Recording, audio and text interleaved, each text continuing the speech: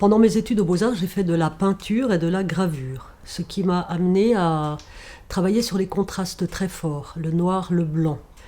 Donc j'ai ressenti à un moment donné le besoin de m'élever dans l'espace et de travailler avec un autre matériau qui pouvait m'apporter ces contrastes de manière plus sensible, donc la terre, puisque c'est le matériau le plus approprié, qui m'a permis de travailler avec l'ombre et la lumière, hein, puisque c'est beaucoup ce avec quoi on travaille, les vides, les pleins.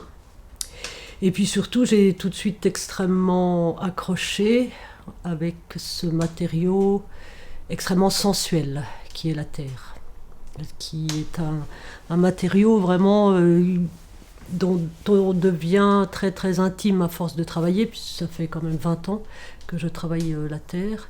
On finit par très très bien la connaître, toutes ses possibilités, toutes ses contraintes, on sait jusqu'où on peut la pousser, jusqu'où elle va tenir. Donc c'est une réelle expérience, il s'agit de beaucoup beaucoup travailler.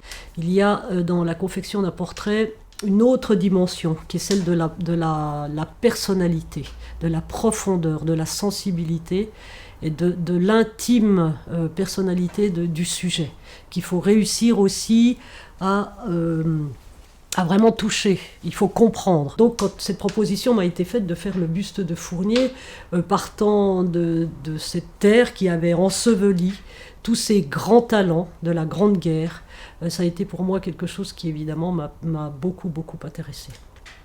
Alors je suis depuis quelques mois officiellement peintre des armées, hein, donc j'ai aussi dans mon métier maintenant, dans mon travail, l'obligation, mais avec beaucoup de plaisir, de faire des sujets militaires. Je me suis dit qu'effectivement c'était très très important de rendre hommage à tous ces grands talents morts pendant cette grande guerre. Alors c'est pas tant la ressemblance qui m'intéresse, bien sûr que c'est très important, mais la ressemblance, on peut avec des compas reporter les mesures et se rapprocher de manière assez juste de la ressemblance d'un portrait. Moi, ce qui m'intéresse vraiment beaucoup, c'est la vraisemblance. Comment réussir à cristalliser dans un portrait en terre toutes les impressions que se sont faites des milliers de gens sur un personnage connu. C'est vraiment le secret du portrait vraiment bien réussi. C'est réussir à aller au plus profond de ce qu'il est, de son intime universalité, de ce qui le constitue au plus profond de lui-même.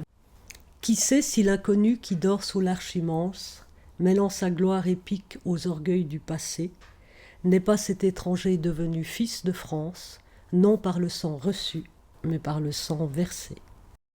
Ce poème m'a tellement touchée que je trouvais vraiment magnifique de pouvoir aussi faire rejoindre la littérature, la poésie en particulier, à la sculpture et de pouvoir matérialiser finalement un poème et de faire un soldat inconnu.